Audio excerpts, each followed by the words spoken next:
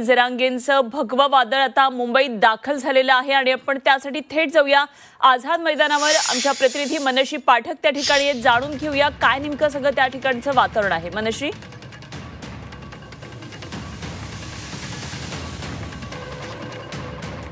मी आझाद मैदानावर जे मुख्य स्टेज बांधण्यात आलेला आहे त्याच्या समोर उभी आहे आणि माझ्या मागे तू बघतेस की हजारोंच्या संख्येने आता मराठा आंदोलक हे आझाद मैदानाकडे येत आहेत आणि मनोज जरांगे यांचं भगवं वादळ आता मुंबईत येऊन ठेपलेलं आहे आणि सांगितलं जात आहे की हजारोंच्या संख्येने हे मराठा बांधव आता एक मराठा लाख मराठा अशा घोषणा देत मुंबईच्या आझाद मैदानात येऊन पोहोचणार आहेत। आझाद मैदान हा तो परिसर आहे की ज्या ठिकाणी आतापर्यंत अनेक महत्त्वाची आणि ऐतिहासिक वळण मिळालेली आंदोलनं आपण बघितलेली आहेत।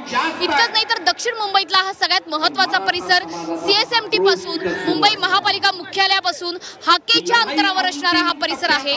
त्यामुळे आझाद मैदानाकडे आता अवघ्या महाराष्ट्राचं लक्ष लागून राहिलेलं आहे। सध्या महाराष्ट्रामध्ये गणेशोत्सवाचं वातावरण आहे। मुंबईत तर अफाट गर्दी असते गणेशोत्सवाच्या उत्सवाच्या निमित्ताने। अगदी लालबागचा राजा असेल, मुंबईचा राजा असेल, याचं दर्शन घेण्यासाठी हजारोंच्या संख्येने गणेश भक्त हे मुंबईमध्ये येत असतात। मात्र आता मराठा बांधवांचं हे आंदोलन, मराठा आंदोलकांचं आंदोलन हे आता मुंबईत आलेलं आहे आणि या ठिकाणी अनेक मराठा आंदोलक हे आपल्या सोबत आहेत आणि ते त्यांची मागणी ठेवत आहेत। मला सांगा की एका दिवसाची परवानगी तुम्हाला मिळालेली आहे। आझाद मैदानातून एका दिवसात मराठा आंदोलक माघारी जाणार आहेत का? आम्ही आरक्षण घेतल्याशिवाय काही जाणार नाहीत। बघा, सरकारला आरक्षण द्यावं लागणार आहे। मागच्या वेळेस आम्हाला मुंबईतून गुलाल टाकला ना म्हणले मुंबईतून, आता जाणार नाहीत आम्ही। आता आरक्षण घेऊन जाणार। मी परभणीहून आलेलो आहे, परभणीहून आता आरक्षण घेऊन जाणार ताई, आता जाणार नाही। आणि तुम्ही मीडियावाले मायबाप आहेत आमचे। मला तुम्ही सांगा की अनेक तरुणांचा तर अर्थातच सहभाग आतापर्यंत बघितलेला आहे। गणेशोत्सवाचं वातावरण आहे। मुंबईकरांना तुमचं काय आवाहन आहे? डंके पे चोट पे मी आलेलो आहे। गेवराई तालुक्यातून हाकेल्याला मारलेलं आहे गावातून। आम्हाला एक दिवसाची परवानगी दिलेली आहे, ती पण आम्ही एका दिवसातच आरक्षण ओबीसीतूनच घेऊन जाणार आहे। नक्की याच्यामुळे मराठा समन्वयक असतील, मराठा आंदोलक असतील, त्यांची जी भूमिका आहे ती हीच आहे की आम्ही आझाद मैदानातून आरक्षण घेतल्याशिवाय परत जाणार नाही। अनेक जे आंदोलक आहेत, तुम्ही इथे समन्वय करता आहात, इकडच्या संपूर्ण परिस्थितीवर तुमचं नियंत्रण आहे, लक्ष आहे। आंदोलकांना तुमचं काय आवाहन आहे आणि मुंबईकरांना काय आवाहन आहे?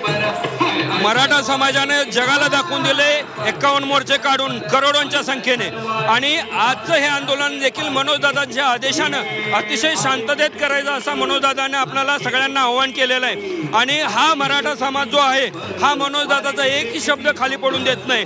काल रात्रीच आपण पाहिला असाल तर गाड्या आतमध्ये लोक आणत होती, पण पोलिसांनी आव्हान केलं दादांना आणि दादांनी आव्हान केलं सर्व मराठा समर्थकांना, तर यानंतर एकही गाडी आतमध्ये आली नाही। हीच शिस्त आहे आणि हीच शिस्त तुम्हाला इथं दिसेल।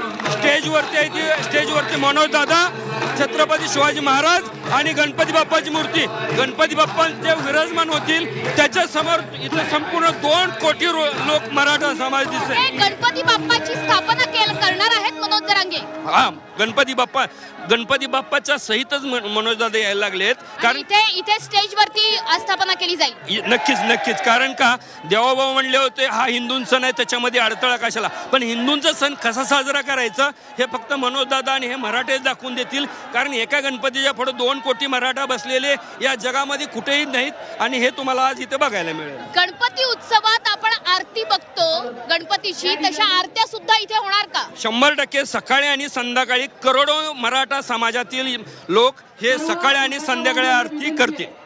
नक्की आपण बघतोय की पुन्हा एकदा जर आपण दृश्य दाखवली तर लक्षात येईल की अनेक मराठा बांधव हजारोंच्या संख्येने अगदी ट्रकच्या टप्पावर सुद्धा ते बसलेले आहेत आणि इथे आपण बघतोय की अनेक महिला आहेत त्या सुद्धा इथे उपस्थित झालेल्या आहेत आणि त्यांनी न्याहारी सुद्धा आणलेली आहे। झुणका भाकरचा आस्वाद घेतला जातोय। आज न्याहारी करताय, पहिल्या दिवसाची आंदोलनाच्या पहिल्या दिवसाची न्याहारी आहे।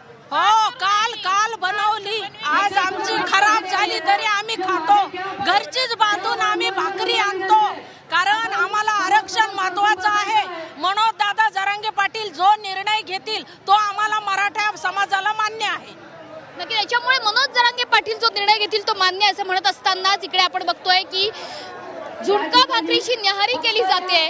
खरं तर मराठा आंदोलक हे पूर्ण तयारीनिशी आले असं म्हणायला हरकत नाहीये, कारण अनेकांनी स्वयंपाकाचं साहित्य आणलेलं आहे। अगदी मागे आपण बघतोय की पाण्याच्या ट्रकवरती मराठा आंदोलक चढून बसलेले आहेत। इतकंच नाही तर स्वयंपाकाचं साहित्य घेतलेले ट्रक हे सुद्धा आझाद मैदानापर्यंत पोहोचलेले आहेत। त्याच्यामुळे आता जी माहिती आपल्याला समन्वयकांकडून मिळाली त्यानुसार या ठिकाणी मनोज जरांगे जेव्हा पोहोचतील ते श्री गणेशाला घेऊनच, श्री गणेशाची मूर्ती घेऊनच पोहोचतील। गणेशोत्सवाचं वातावरण आहे, त्याच्यामुळे या स्टेजवरच गणपतीची स्थापना केली जाईल। अगदी सकाळ संध्याकाळ याच आंदोलकांच्या उपस्थितीमध्ये गणेशाची आरती सुद्धा होईल। गणेशोत्सवाला कुठेही गालबोट लागणार नाही, मुंबईतल्या गणेशोत्सवात कुठेही अडथळा निर्माण होणार नाही, असंच आम्ही आंदोलन करू असा निर्धार आता मराठा आंदोलकांकडून व्यक्त केला जातोय। त्याच्यामुळे मराठा आंदोलकांना जी एक प्रणाली आखून दिलेली आहे की कुठेही शिस्तभंग होता कामा नये। एक हमीपत्र सुद्धा मनोज जरांगेंकडून घेतलं होतं। पोलीस सूत्रांकडून आपल्याला तशी माहिती मिळालेली होती की या ठिकाणी जे काही झेंडे येतील त्याच्या काठ्या किती उंचीच्या असाव्यात याची सुद्धा नियमावली ही मुंबई पोलिसांनी घालून दिलेली आहे। इतकंच नाही तर कुठल्या पद्धतीची घोषणाबाजी असावी, कुठल्या पद्धतीने हे आंदोलन केलं जावं, कुठल्या रस्त्याने आंदोलकांनी यावं, या पद्धतीची नियमावली ही मुंबई पोलिसांनी घालून दिलेली आहे। आणि सगळ्या नियमांचं पालन करत शांततेत आंदोलन पार पाडा असा आदेशच मनोज जरांगेंनी या संपूर्ण मराठा बांधवांना, आंदोलकांना दिलेला आहे।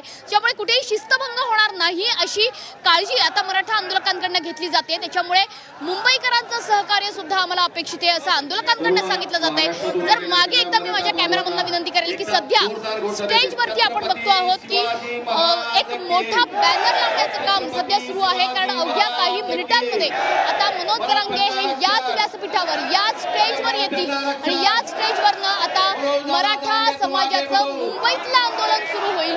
अनेक दिवसांची प्रतीक्षा होती की मनोज जरांगे या आझाद मैदानात कधी येऊन पोहोचताय, हे मराठांचं भगवं वादळ मुंबईतल्या आझाद मैदानात कधी येतंय। अनेक लढाया खरं तर लढाव्या लागल्या, न्यायालयीन लढाई लढावी लागली। सुरुवातीला न्यायालयाने परवानगी नाकारलेली होती, त्यानंतर 1 दिवसाची परवानगी मिळालेली आहे। मात्र सध्याचं जे चित्र दिसतंय की एका दिवसामध्ये एवढ्या मोठ्या संख्येने आलेले हे आंदोलक खरोखरीच एका दिवसात परत जातील का, तर त्यांचा निर्धार हाच आहे की जोपर्यंत मागण्या पूर्ण होत नाही तोपर्यंत आम्ही या ठिकाणाहून परत जाणार नाही असा त्यांचा निर्धार आहे। सगळ्यात महत्त्वाचं आपण बघतोय की शेतकऱ्यांसोबत सगळ्यात महत्त्वाचं की जे बेरोजगार तरुण आहेत त्यांची संख्या मोठी आहे। अनेक बेरोजगार तरुण आहेत। मला सांग की तू काय काम करतोस, तू काय काम करतोस? शेती करतो की आणखीन काही व्यवसाय करतोस? शेती करतोय, शेती। तुमच्यासारखे अनेक तरुण या आंदोलनात सहभागी झालेले आहेत। नोकरीच्या अपेक्षेने आरक्षण मिळावं अशी तुमची अपेक्षा आहे? नोकरीच्या आशेने आम्हाला आरक्षण भेटावं आणि आम्ही मनोज दादांना हे करण्यासाठी इथं आलेलो आहोत। नक्की शांततेने आरक्षण मिळवायचंय, मुंबईकरांना त्रास द्यायचा नाही अशी सध्या उद्घोषणा होते आहे। आणि जसे आता आपण तरुणांशी संवाद साधतो आहोत त्यांची अपेक्षा हीच आहे की आम्हाला नोकऱ्या मिळाव्यात, आरक्षण मिळावं यासाठीच हे आंदोलन आहे। त्यामुळे हा संपूर्ण आझाद मैदानाचा परिसर आता आंदोलनानं फुलून गेलेला दिसतोय। माझ्या उजव्या बाजूला छत्रपती शिवाजी महाराजांचा अश्वारूढ असा पुतळा सुद्धा आणण्यात आलेला आहे आणि या पुतळ्याला अभिवादन करून पुष्पहार अर्पण केल्यानंतर मनोज जरांगे हे या स्टेजवरती विराजमान होतील। त्यानंतर त्या ठिकाणी गणपतीची आस्थापना होईल, सकाळ संध्याकाळ श्री गणेशाची आरती केली जाईल आणि त्यानंतर खऱ्या अर्थाने आंदोलनाला सुरुवात होईल। मात्र अर्थातच एका दिवसात हे आंदोलन आटपेल का? एका दिवसात एवढ्या मोठ्या संख्येने आलेले मराठा समाजातले मराठा बांधव हे महाराष्ट्राच्या कानाकोपऱ्यातून आलेले आहेत, ते परत जातील का हा प्रश्न खरं तर आता मुंबई पोलिसांसमोर आहे। त्याच्यामुळे खरा कस आज जर कोणाचा लागणार असेल तर तो मुंबई पोलिसांचा आणि अर्थातच गृह विभागाचा लागणार आहे, कारण मुंबईतली गर्दी, गणेशोत्सवातली गर्दी आणि मराठा आंदोलनाची ही गर्दी सांभाळणं ही खरं तर आता परीक्षा। मनोज काही मिनिटांसाठी थांबवते।